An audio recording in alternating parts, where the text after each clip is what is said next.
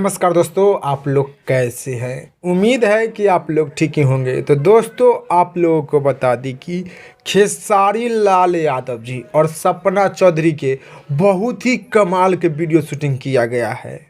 खेसारी लाल यादव जी और सपना चौधरी के बहुत ही कमाल के वीडियो शूटिंग किया गया है। तो खेसारी लाल यादव जी और सपना चौधरी के बहुत ही अच्छा, बहुत ही बेहतरीन वीडियो आप लोग बहुत ही जल्द देखिएगा।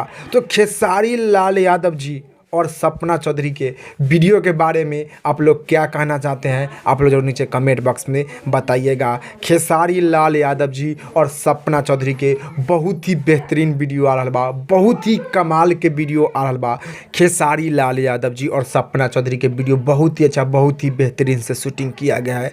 खेसारी लाल यादव जी और सपना चौधरी के वीडियो कैसे शूटिंग किया गया है, जो कि आप लोग वीडियो के स्टार्टिंग में देख ही लिए हैं। तो आप लोग ज़रूर कमेंट बॉक्स में अपना राय और विचार दीजिएगा खेसारी लाल यादव जी और सपना चौधरी के वीडियो के बारे में। चलिए इस वीडियो में इतने, फिर से मिलेंगे अगले वीडियो में। जय हिंद, जय भोजपुरी।